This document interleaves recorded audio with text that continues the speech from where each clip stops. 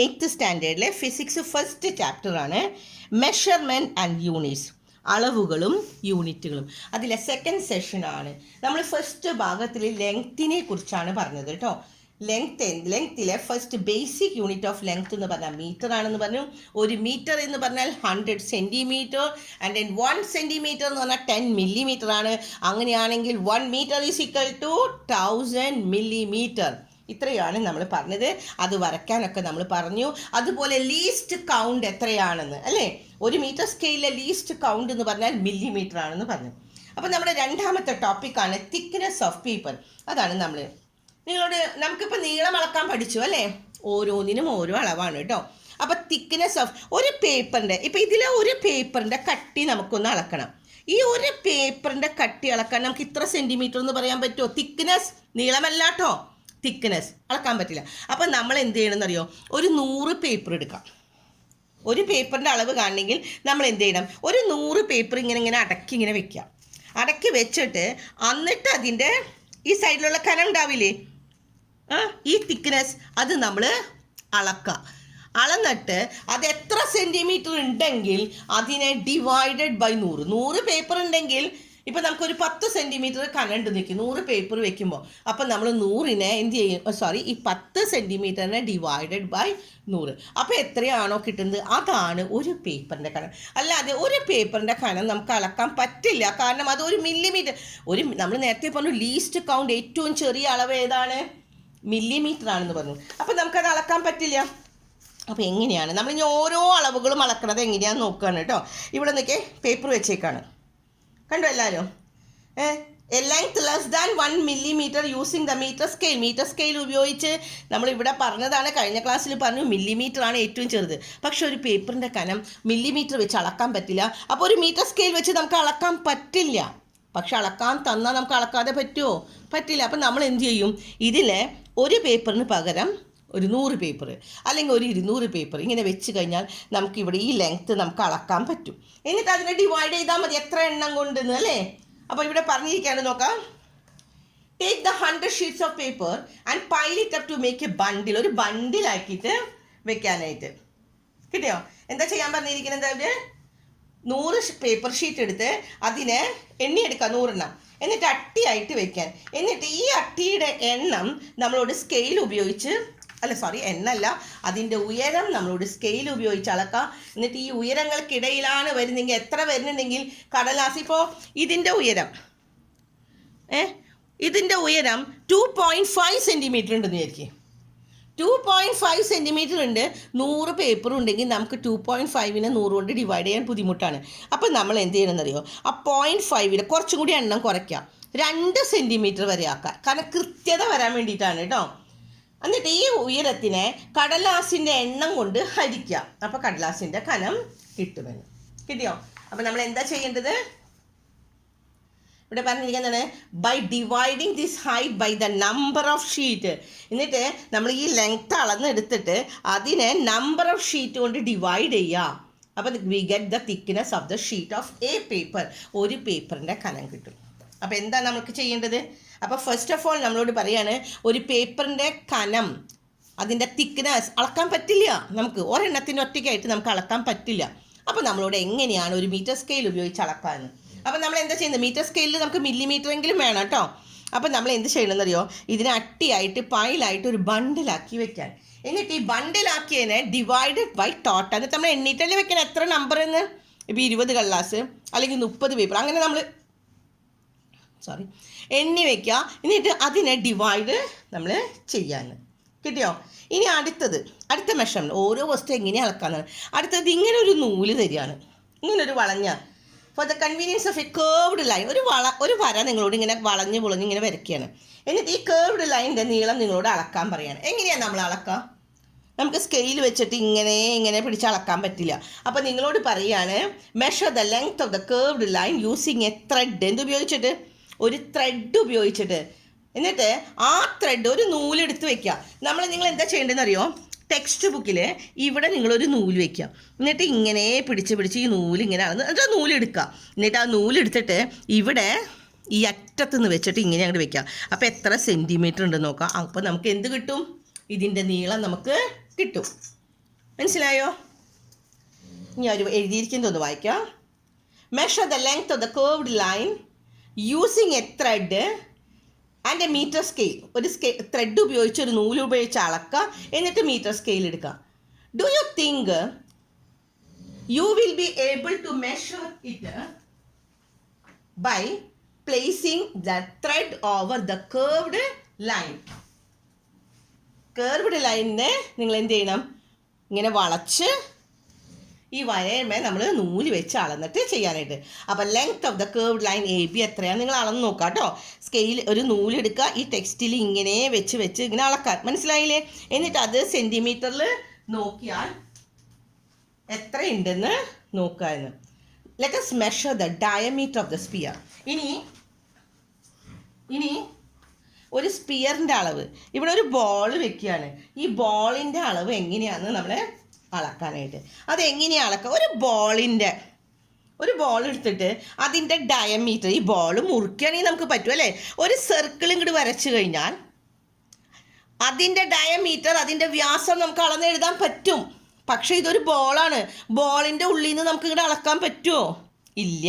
അപ്പോൾ നമ്മൾ എന്ത് ചെയ്യണമെന്ന് അറിയോ? ഇവിടെ പറഞ്ഞിരിക്കുന്നത് 2 വുഡൻ ബ്ലോക്ക് എടുക്കാൻ. വുഡൻ ബ്ലോക്ക്, മരക്കട്ട, 2 മരക്കട്ട ഇങ്ങനെ വെക്കുക. എന്നിട്ട് നമ്മൾ എന്ത് ചെയ്യണത് അറിയോ? ഈ ബോൾ ഇവിടെ നടുക്ക് വയ്ക്കുക.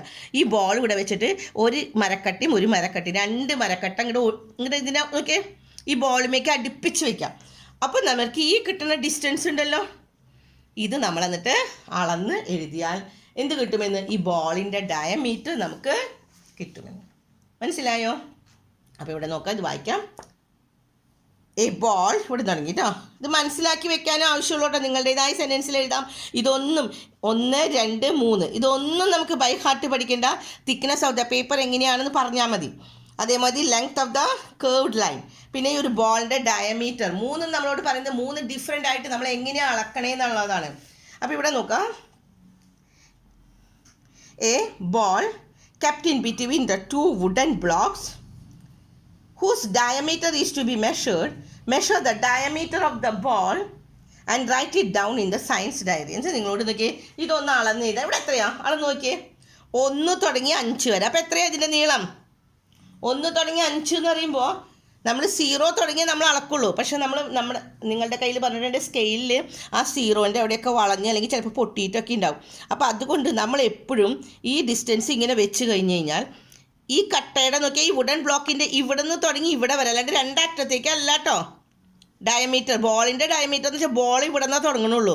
അതുകൊണ്ട് ഇവിടെ നിന്ന് തുടങ്ങി എത്രയാ വരുന്നത്? ഇവിടെ 1 തുടങ്ങിയാണ് അല്ലേ? 1, 2, 3, 4, 5 വരെ.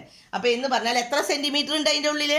ഈ ബോളിൻ്റെ ഡയമീറ്റർ അളന്ന് നോക്കിയോ എല്ലാവരും? വേഗം അളന്ന് നോക്കുക എല്ലാവരും. എത്രയുണ്ട്? It's 4 centimetre. ഇത് 5 അല്ല വരുന്നത്. കാരണം നോക്കിയേ, ഇവിടെ നിന്ന് തുടങ്ങിയാണ് 1, 2 വരുന്നത് അല്ലേ? ഇവിടെ 0 ആണ്. 0 തുടങ്ങി 1ൽ നമ്മൾ 1 തുടങ്ങിയേക്കണേ. അപ്പോൾ 1 സെൻറ്റിമീറ്റർ, 2 സെൻറ്റിമീറ്റർ, 3 സെൻറ്റിമീറ്റർ, 4 സെൻറ്റിമീറ്റർ. കിട്ടിയോ? 4 സെൻറ്റിമീറ്റർ ആണ് ഇതിൻ്റെ ഡയമീറ്റർ. ഇനി നമുക്ക് പഠിക്കാനുള്ളത് ഇതാണ്. ഇത് ശരിക്കും പഠിക്കണം കേട്ടോ. അളവുകൾ നോക്കാം, ഒന്നുകൂടി പറഞ്ഞു തരാം. ഇത് ദ ബേസിക്, ഇത്രയും നേരം നമ്മൾ പറഞ്ഞതിൽ the basic unit of length എത്രയാണെന്ന് പറഞ്ഞു. എത്രയാണ് basic unit of length? Basic unit of length എന്ന് പറഞ്ഞാൽ നമ്മൾ ഫസ്റ്റിൽ നമ്മൾ പഠിച്ചതാണ്, ഫസ്റ്റ് ക്ലാസ്സിൽ പഠിച്ചു. The basic unit of length is metre. കിട്ടിയോ? ആൻഡ് ദ സ്മോളസ്റ്റ് യൂണിറ്റ്, മീറ്ററിനേക്കാളും ചെറിയ യൂണിറ്റാണ് ഏതൊക്കെ? Centimetre, millimetre and micrometre. ഏതൊക്കെയാണ് 3 ആൻഡ് നാനോമീറ്റർ ഉണ്ട് കേട്ടോ. Are also use in certain situation for the convenience. അപ്പോൾ ആദ്യത്തെ നമ്മൾ പഠിക്കേണ്ടത് length of the basic unit of length എത്രയാണെന്ന് പറഞ്ഞു? മീറ്റർ ആണ് അല്ലേ? മീറ്ററിനേക്കാളും ചെറുത് ഏതാണ്? Centimetre, millimetre, micrometre, nanometre. Malayalam എടുത്ത് നോക്കാം. നീളത്തിൻ്റെ അടിസ്ഥാന യൂണിറ്റ് എത്രയാണ്? മീറ്റർ ആണ്. എങ്കിലും സൗകര്യത്തിന് അതിൻ്റെ ചെറിയ യൂണിറ്റുകളായ നമ്മൾ ഏതൊക്കെയാണ്? മീറ്ററിനേക്കാളും ചെറിയ യൂണിറ്റ്സ് ഏതൊക്കെയാണെന്ന് പഠിക്കണം കേട്ടോ. ഏതൊക്കെയാണ്? മില്ലിമീറ്റർ, സെൻറ്റിമീറ്റർ, ആദ്യം സെൻറ്റിമീറ്റർ, പിന്നെ മില്ലിമീറ്റർ, മില്ലിമീറ്ററിനേക്കാളും ചെറുത് മൈക്രോമീറ്റർ, മൈക്രോമീറ്ററിനേക്കാളും ചെറുത് നാനോമീറ്റർ. ഓരോന്നിൻ്റെയും സിമ്പിൾസ് പഠിക്കണം കേട്ടോ.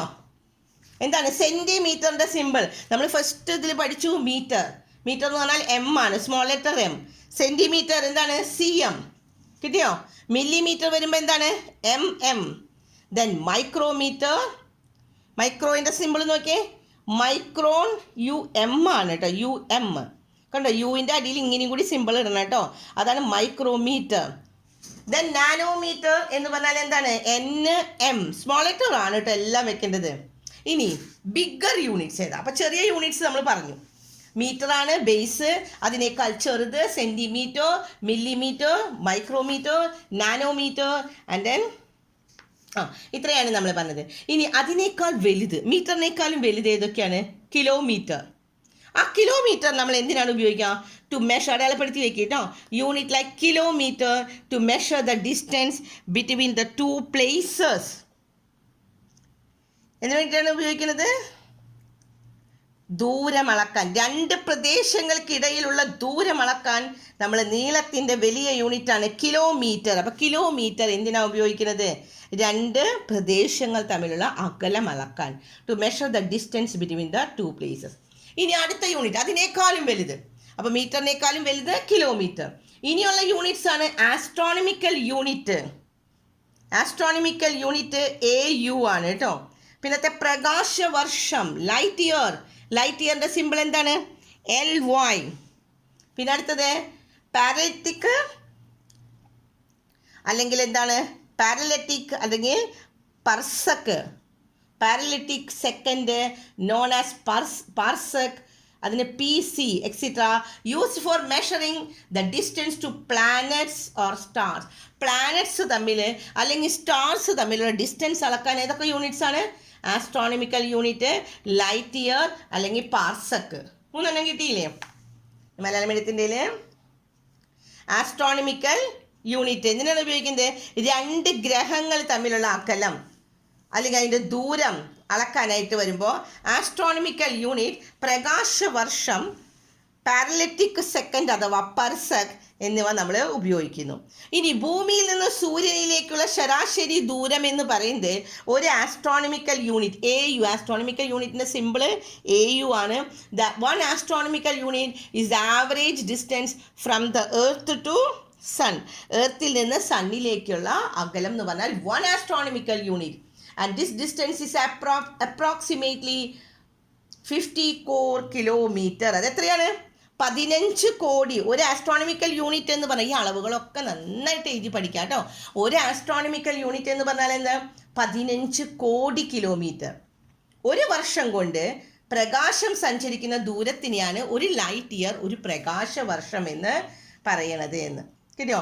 1 ലൈറ്റ് ഇയർ എന്ന് പറഞ്ഞാൽ is the distance travel by light 1 year. ഒരു വർഷം കൊണ്ട് ലൈറ്റ്, ഒരു വെളിച്ചം, ഒരു പ്രകാശം എത്ര ദൂരം സഞ്ചരിക്കും അതിനെയാണ് പ്രകാശവർഷം എന്ന് പറയുന്നത്. ഒരു സെക്കൻഡിൽ 3 ലക്ഷം കിലോമീറ്ററാണ് പ്രകാശം. അപ്പോൾ പ്രകാശം സഞ്ചരിക്കുന്ന ദൂരത്തിന് നമ്മൾ എത്രയാണ് പറഞ്ഞത്? പ്രകാശവർഷം. അപ്പോൾ ഒരു ലൈറ്റ് ഇയർ എന്ന് പറഞ്ഞാൽ എത്രയാണ്? ഒരു സെക്കൻഡിൽ 3 ലക്ഷം കിലോമീറ്റർ പ്രകാശം ശൂന്യതയിൽ സഞ്ചരിക്കുന്നു. അപ്പോൾ പർസക്ക് എന്ന് പറഞ്ഞാൽ 3.26 ലൈറ്റ് ഇയർ ആണ് എന്ന്. ഇൻ വാക്വം ശൂന്യതയിൽ ലൈറ്റ് ട്രാവൽ ചെയ്യുന്നപ്പോൾ വേറെ എന്തെങ്കിലുമൊക്കെ ഉണ്ടെങ്കിൽ ലൈറ്റ് അതിൻ്റെ ഉള്ളിൽ കൂടെ കടക്കാൻ സമയം പിടിക്കും. പക്ഷെ ശൂന്യതയിൽ ഒന്നുമില്ലാത്തൊരു അന്തരീക്ഷത്തിൽ ലൈറ്റ് എങ്ങനെയാണ് പോകുന്നത്? 3 lakh കിലോമീറ്റർ. എത്രയാണ്? 3 ലക്ഷം കിലോമീറ്റർ ആണ് 1 സെക്കൻഡ്. ഒരു സെക്കൻഡിൽ 3 ലക്ഷം കിലോമീറ്റർ ദൂരം പോകുമെന്ന്. അപ്പോൾ പാർസക്ക് എന്ന് പറഞ്ഞാൽ 3.26 ലൈറ്റ് ഇയർ ആണ് എന്ന്. കിട്ടിയോ? അപ്പോൾ ഇതിൽ നമ്മൾ എന്തൊക്കെ പറഞ്ഞു? ഇപ്പോൾ മീറ്റർ എന്താണെന്ന് നമ്മൾ പറഞ്ഞു അല്ലേ? ബേസിക് യൂണിറ്റ് മീറ്ററാണ്. മീറ്ററിനേക്കാളും ചെറുത് സെൻറ്റിമീറ്റർ, മില്ലിമീറ്റർ, മൈക്രോമീറ്റർ, നാനോമീറ്റർ. ഇനി മീറ്ററിനേക്കാളും വലുതാണ് കിലോമീറ്റർ. അത്രയും നമുക്കറിയുള്ളൂ അല്ലേ? ഇനി നമ്മൾ കുറച്ചും കൂടി ഡീറ്റെയിൽഡ് ആയിട്ട് പഠിച്ചു കഴിഞ്ഞാൽ രണ്ട് ഗ്രഹങ്ങൾ, രണ്ട് പ്ലാനറ്റ്സ് തമ്മിലുള്ള ഡിസ്റ്റൻസ് അളക്കാൻ, ഭൂമിയിൽ നിന്ന് സൂര്യനിലേക്ക് അങ്ങനെയൊക്കെ അളക്കാൻ നമ്മൾ ഉപയോഗിക്കുന്നത് എന്താണ്? ആസ്ട്രോണമിക്കൽ യൂണിറ്റ് ആണ് എന്ന്. ലൈറ്റ് ഇയർ, പിന്നെന്താണ്? പാർസക്. മൂന്നെണ്ണം കിട്ടിയോ? Astronomical unit, light year, Malayalam പ്രകാശവർഷം അല്ലെങ്കിൽ പാർസക്. ഇനി 1 ആസ്ട്രോണമിക്കൽ യൂണിറ്റ് എന്ന് പറഞ്ഞാൽ എന്താണ്? എർത്തിൽ നിന്ന് സണ്ണിലേക്കുള്ള ഡിസ്റ്റൻസ് ആവറേജ് ആരും ഇത് പിടിച്ച് അളന്ന് നോക്കിയിട്ടില്ല. പക്ഷേ ഏകദേശം അപ്രോക്സിമേറ്റ്ലി ആവറേജ് ഇതെത്രയാണ് 1 ആസ്ട്രോണമിക്കൽ യൂണിറ്റ് ആണ് എർത്തിൽ നിന്ന് സണ്ണിലേക്കുള്ള ദൂരം. കിട്ടിയോ? പിന്നെ എന്താണ് ഒരു ലൈറ്റ് ഇയർ എന്ന് പറഞ്ഞാൽ എത്രയാണ്? ഇറ്റ് ഈസ് 15 കോടി കിലോമീറ്റർ ആണ് എന്ന്. കിട്ടിയോ? ഇനി ഒരു പർസക്ക് എന്ന് പറഞ്ഞാൽ എത്രയാണ്? 3.26 ലൈറ്റ് ഇയർ, പ്രകാശ വർഷം. ഇനി നമുക്ക് ഈ മെഷർമെൻറ്റ്സ് പഠിക്കണം. പിന്നെ ഇതാണ് നിങ്ങൾക്ക് പഠിക്കേണ്ടത് കേട്ടോ. 1 കിലോമീറ്റർ എന്ന് പറഞ്ഞാൽ എത്രയാണ്? 1000 മീറ്റർ. ഇത് ഫസ്റ്റ് നമ്മൾ പറഞ്ഞല്ലേ, 1 കിലോമീറ്റർ എന്ന് പറഞ്ഞാൽ 100 സെൻറ്റിമീറ്റർ, 1 സെൻറ്റിമീറ്റർ എന്ന് പറഞ്ഞാൽ ഇങ്ങനെയാണ്. അപ്പോൾ 1 മീറ്റർ എന്ന് പറഞ്ഞാൽ 100 സെൻറ്റിമീറ്റർ. 1 കിലോമീറ്റർ എന്ന് പറഞ്ഞാൽ എത്ര മീറ്ററാണ്? 1 കിലോമീറ്റർ, ശരിക്കും ഇത് പഠിക്കാം കേട്ടോ. 1 കിലോമീറ്റർ എന്ന് പറഞ്ഞാൽ 1000 മീറ്ററാണ്. 1000 മീറ്ററിനെ നമുക്ക് ഒന്നും കൂടി ചെറുതാക്കി എഴുതാം. 10 ഇട്ടിട്ട് എത്ര പൂജ്യം ഉണ്ട് 1000 നോക്കിയേ? 1 2 3 അപ്പോൾ 10 ഇട്ടിട്ട് റേസ് ടു 3, 10 റേസ് ടു 3 അങ്ങനെ പറയാം കേട്ടോ. ഇത് എന്താ വായിക്കാം? 10 റേസ് ടു 3 മീറ്റർ. ഇനി 1 സെൻറ്റിമീറ്റർ. ഇനി ചെറുതുകൾ വരുമ്പോൾ ഒക്കെ ഡിവിഷനാണ് കേട്ടോ. എന്താണ് 1 സെൻറ്റിമീറ്റർ എന്ന് പറഞ്ഞാൽ എത്രയാണ്? മീറ്ററിനെ ആസ്പദമാക്കിയാണ് കേട്ടോ. It is a value in metre ആണ്. 1 സെൻറ്റിമീറ്റർ എന്ന് പറഞ്ഞാൽ എത്രയാ? 1/100 മീറ്റർ ആണ് എന്ന്. 1/100 ആയതുകൊണ്ട് 1/100. അപ്പോൾ 100 എന്ന് പറഞ്ഞാൽ 10⁻²ആണ്. അപ്പോൾ 1/10⁻² എന്ന് പറഞ്ഞാൽ അടിയിൽ എക്സ്പോണൻ്റ് റേസ് ടു 2 അടിയിൽ വരുമ്പോൾ നമുക്ക് ഇവിടെ എങ്ങനെ എഴുതാം? 10⁻⁻. അടിയിൽ വന്നാൽ എല്ലാം കേട്ടോ. ഇവിടെ നോക്കി 10⁻³ ആണ്. 1/10⁻3. അപ്പോൾ നമുക്ക് എന്ത് എഴുതി? 10⁻⁻3.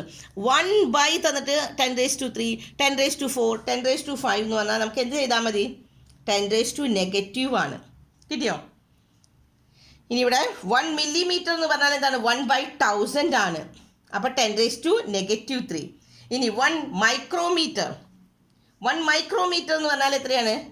ഇവിടെ 10⁻6 ആണ്. 6 പൂജ്യം ഉണ്ട്, അതുകൊണ്ട് 10⁻⁻6. നാനോമീറ്റർ എന്ന് പറയുമ്പോൾ എത്ര പൂജ്യം വന്നു നോക്കിയാൽ? 9 പൂജ്യം വന്നിട്ടുണ്ട്. അപ്പം നമ്മൾ എന്താ ചെയ്യുക? 1/10⁻9 എന്ന് പറഞ്ഞാൽ 10⁻⁻9. കിട്ടിയോ എല്ലാവർക്കും? ഇനി അടുത്ത പേജിൽ നമുക്ക് പഠിക്കാനുള്ളത്, ഇവിടെ കുറച്ച് ക്വസ്റ്റ്യൻസ് തന്നിട്ടുണ്ട്. ഇവിടെ കുറച്ച് മെഷർമെൻറ്റ്സ് നമുക്ക് തന്നിട്ടുണ്ട്. ആ മെഷർമെൻറ്റ്സിൽ നമ്മളോട് പറഞ്ഞിരിക്കുന്നത് കുറച്ച് പ്രോബ്ലംസ് ആണ്. ഈ പ്രോബ്ലംസ് നമുക്ക് അടുത്ത ക്ലാസ്സിൽ ചെയ്യാം. ഓക്കെ.